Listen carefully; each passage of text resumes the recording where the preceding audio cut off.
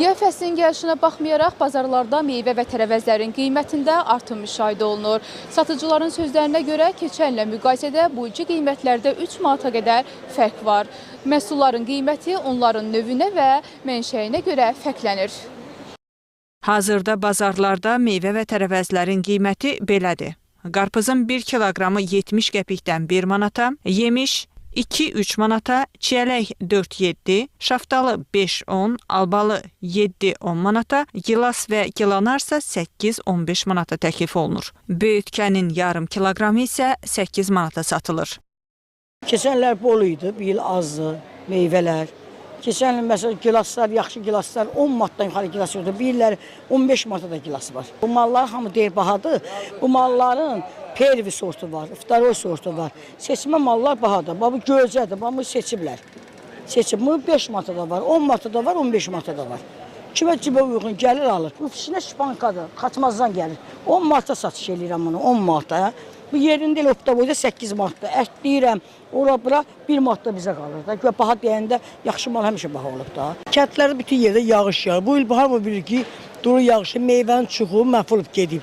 Yəni 50%, 100%-dən 50% qalıb. Yəni bahalaşma kəndlər həm 3 manat, 4 manat, buradan yolların qiyməti üstünə gəlir 4 manat, 5 manat gəlib düşür. Burada 7 manat, 8 manat, 1 manat pul qırılır istiyor. Necə olsa olmalıdır.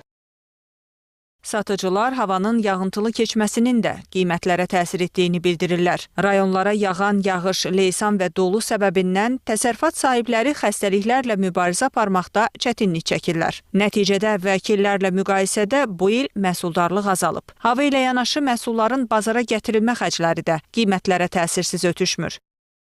Əvvəlki illə müqayisədə qiymətlər arasındakı fərqi izah etmək, başa düşmək üçün onun bazara çıxarılan həcminin analiz edilməsi vacibdir və əgər əvvəlki illə müqayisədə bu il bazara həmin meyvə tərəvəz daha az çıxarılıbsa, təbii ki, onun qiymətinin yüksək olması da anlaşılandır. İkinci məqam meyvə tərəvəz istehsalçılarının xərclərinin artması ilə bağlıdır.